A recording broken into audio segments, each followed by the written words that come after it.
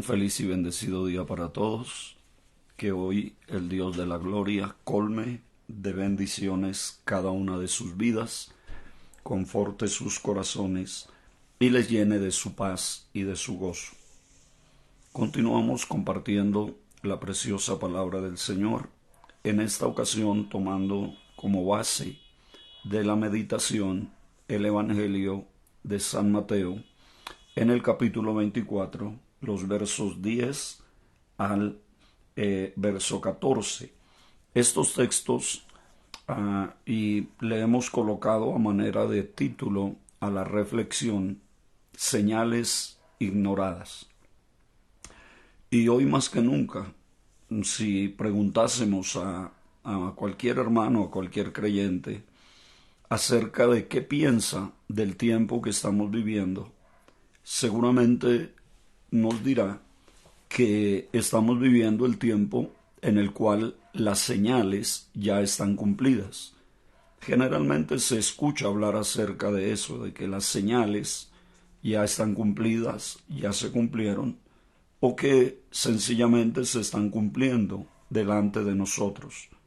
Estamos siendo testigos hoy de el cumplimiento, nos diría esa persona, ese hermano, del cumplimiento de las profecías del Señor respecto al tiempo del fin o al fin de los tiempos.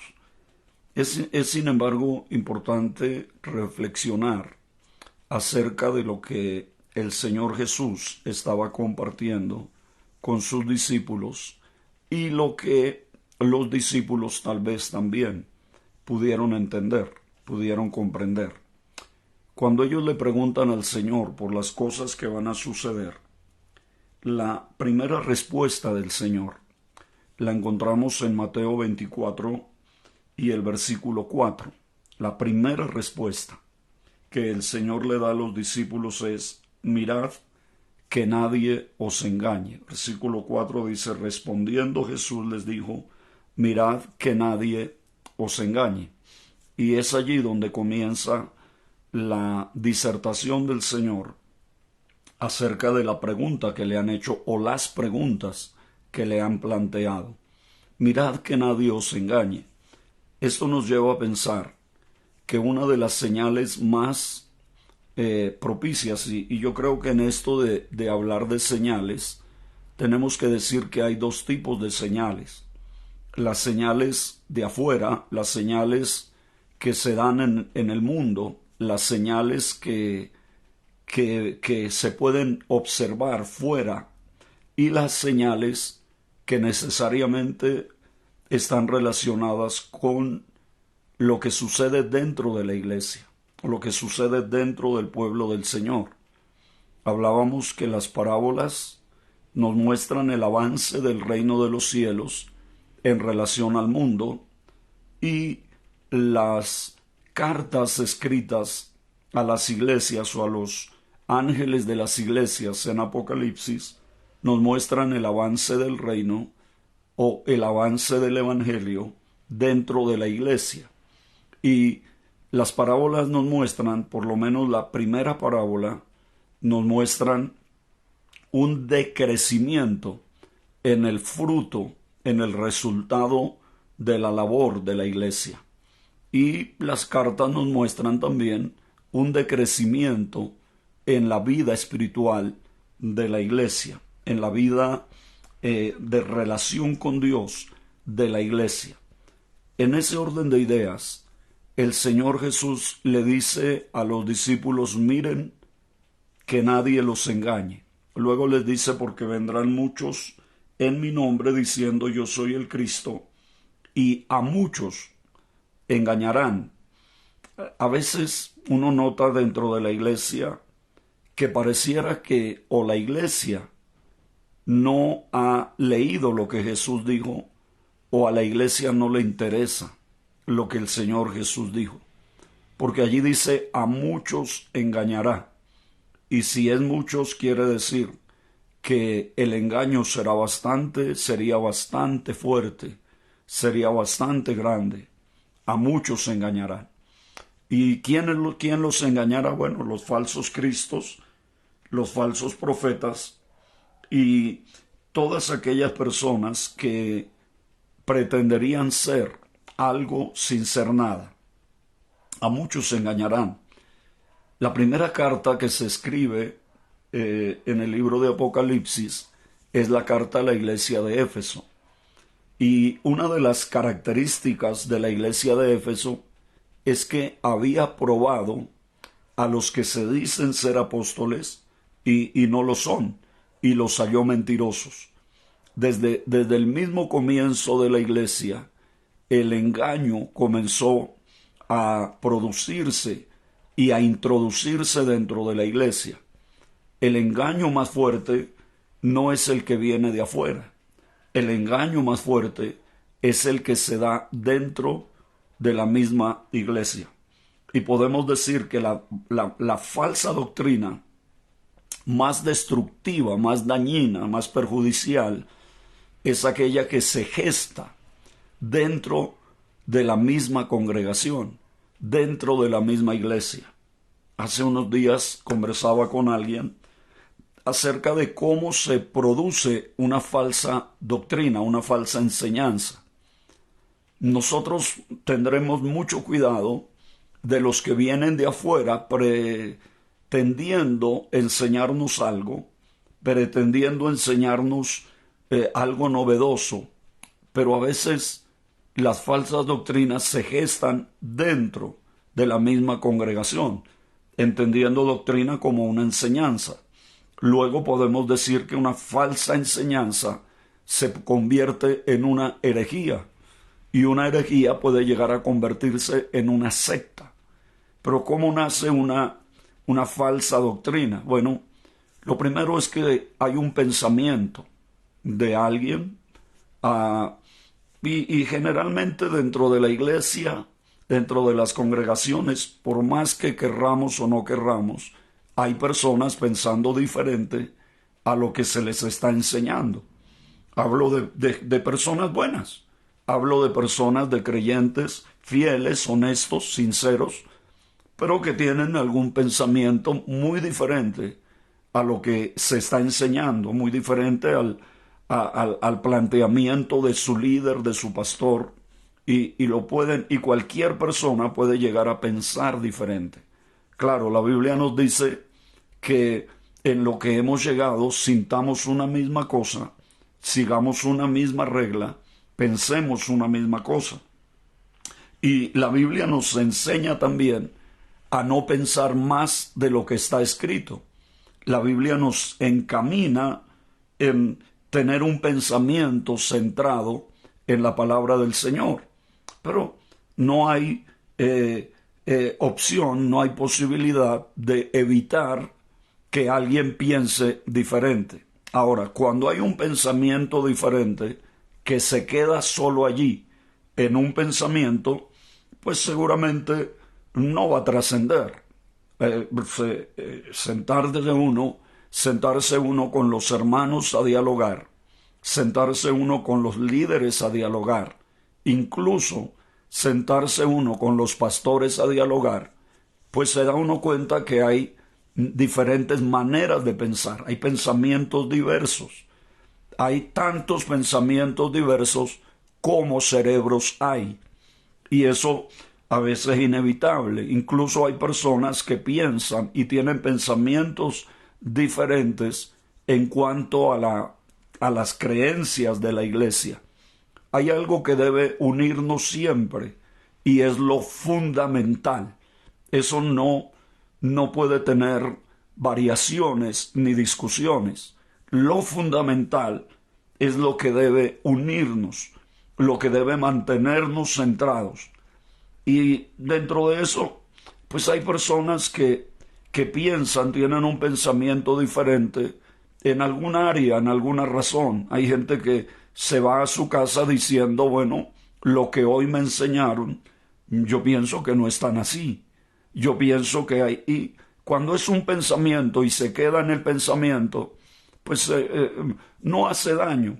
Y si hace daño, se lo hace a una sola persona. El asunto es cuando ese pensamiento se transmite a otros, cuando ese pensamiento se comparte a otros. Entonces ya no es un pensamiento, ahora es una idea que está circulando ya, que usted se la compartió a otro hermano, se encontraron dos hermanos y el uno dijo, ¿escuchaste el mensaje de anoche? El otro dice, sí, no me pareció correcto, me pareció que se dijeron cosas que no eran. Ahí comienza a gestarse ya una idea, plantearse una idea. Y cuando eso no solamente se quedó entre los dos, sino que ahora se comparte, entonces muchas veces ahora se convierte en una, más que una idea, ahora ya es una enseñanza que hay en un grupo. Y ahí se comienza a gestar una falsa enseñanza. Ahí se comienza a gestar lo que luego se va a convertir, seguramente si no se puede remediar, se puede convertir en una herejía, pero nació en un pensamiento de alguien, en un pensamiento de una persona. Si nosotros notamos bien, la fe de la iglesia hoy está fundamentada en opiniones y en pensamientos. No está fundamentada en la realidad de la palabra, en la realidad de la Biblia. Hoy nos atrevemos a decir yo pienso que, a mí me parece que, yo me imagino que, para mí es así. Y luego eso se transmite. Y ahí es donde las redes sociales hacen mucho daño. Porque el creyente que oye dice, yo estoy de acuerdo con ese, con aquel no estoy de acuerdo, con el otro no estoy de acuerdo, con esto que acaban de decir aquí sí estoy de acuerdo. Y lamentablemente muchos están de acuerdo en lo que tiene que ver con el descuido espiritual, en lo que tiene que ver con la ¿cómo se diría la palabra? Mundanalizar la iglesia, con llevar a la iglesia a parecerse más al mundo.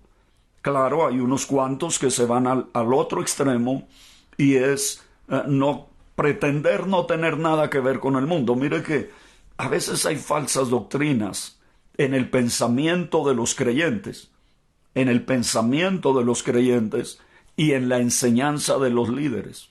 En el pensamiento de los creyentes porque muchas veces lo que se les enseña los lleva a pensar.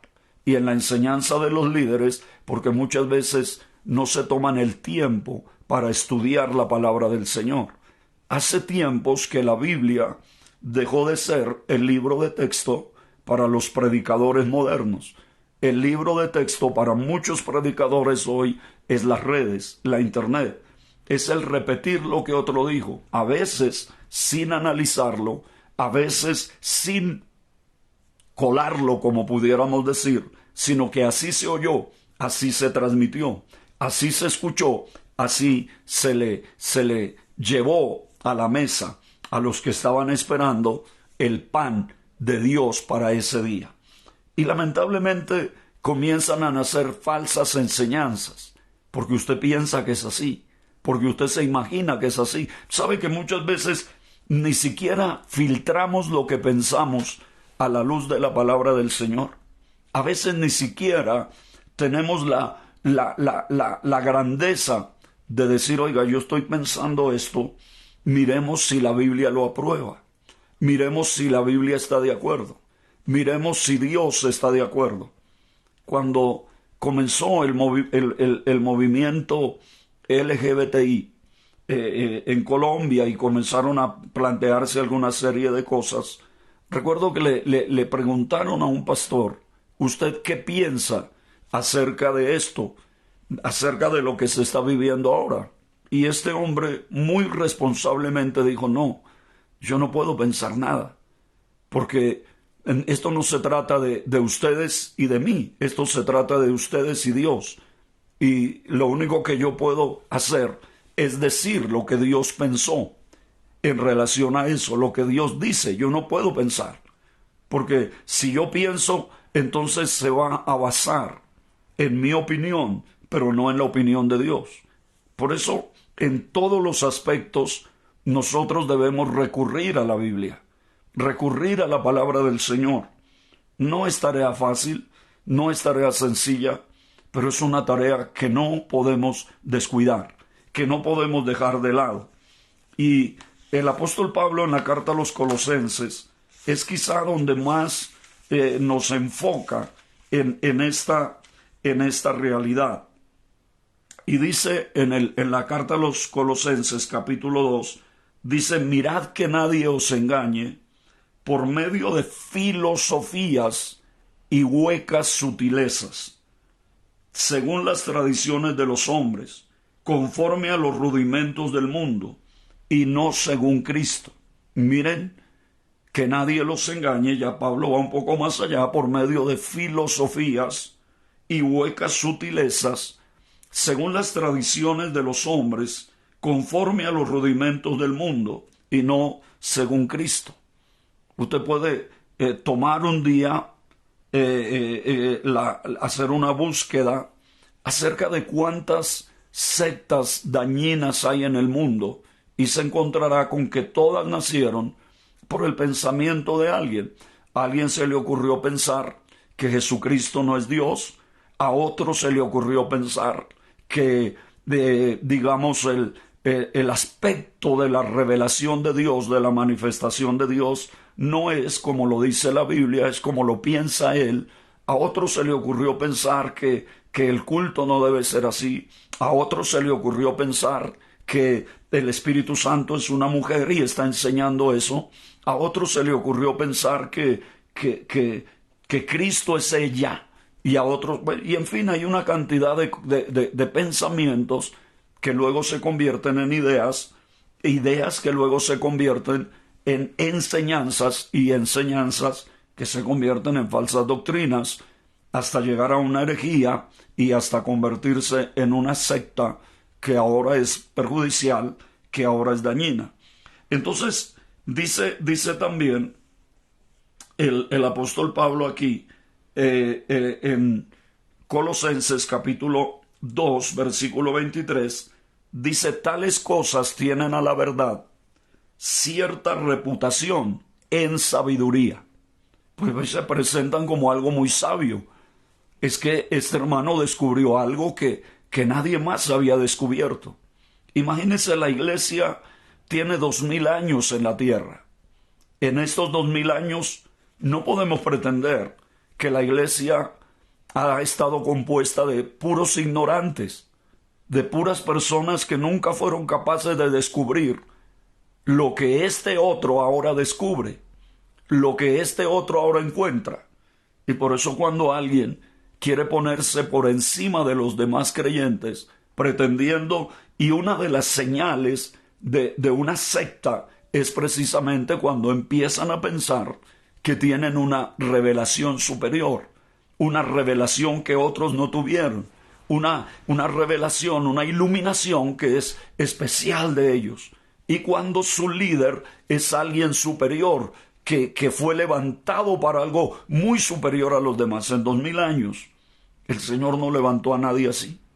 En 2000 años la iglesia nunca tuvo una mente brillante, nunca hubo un hombre lo suficientemente capaz espiritualmente para mostrarle a la iglesia las verdades o las realidades. O más bien, es sencillamente una hueca sutileza que se utiliza para arrastrar tras de sí a aquellos que por su descuido, que por su negligencia, que por su ignorar las escrituras, son arrastrados y son llevados de un lado para el otro.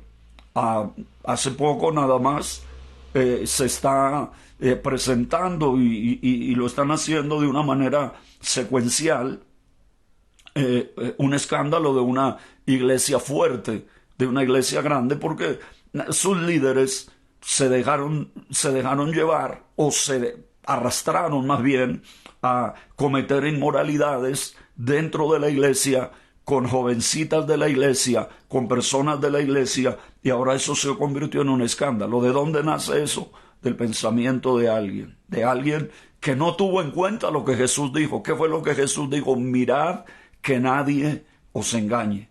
Si algo debe tener cuidado el creyente de hoy, es que nadie lo engañe, porque ser engañado es algo tan fácil que, sin darse cuenta, uno puede comenzar a rodar por un despeñadero y solo darse cuenta cuando ya el golpe final sea inevitable. Hay camino que al hombre le parece derecho, pero su fin es un camino de muerte. Por eso las señales no se deben ignorar. Y les estaba diciendo que hay señales externas allá afuera, pero también hay señales internas dentro de la iglesia. Y la mayor parte de señales ignoradas son aquellas que están dentro de la iglesia, que están dentro del pueblo del Señor. Entonces dice aquí la Biblia, y a muchos engañarán. Y ese a muchos engañarán es un llamado de atención. Es ese símbolo de peligro de la calavera y los dos huesos cruzados que se coloca en los frascos de veneno, pero que mucha gente los ignora. Tenía bonito color, tenía bonito aspecto, tenía una apariencia bonita, pero ignoraron la calavera con los dos huesos cruzados que decía que el contenido era veneno. ¿Y cuántas veces por ignorar lo que había en el frasco, muchos se tomaron un veneno doctrinal que los ha convertido en herejes y que los ha convertido en una secta? Pero usted, que tiene la palabra, manténgase en ella, manténgase en el camino del Señor. Si Dios lo permite, continuamos el día de mañana. Antes de despedirme, quiero enviar un saludo a un siervo del Señor hoy en su cumpleaños, Pastor Jonathan Crisóstomo, en la Ciudad de México, en la República Mexicana, que hoy está cumpliendo años, y quiero enviarle un saludo fraternal y mi deseo para que Dios lo siga bendiciendo y siga usted siendo ese instrumento en las manos de Dios para bendecir su nación y para bendecir a aquellos a quienes Dios, por su amor y misericordia, permita estén a su lado. Para toda su familia, muchas bendiciones. Y para usted, pastor, un feliz cumpleaños. Que Dios le bendiga grande y abundantemente, hoy y siempre. Para todos, bendiciones.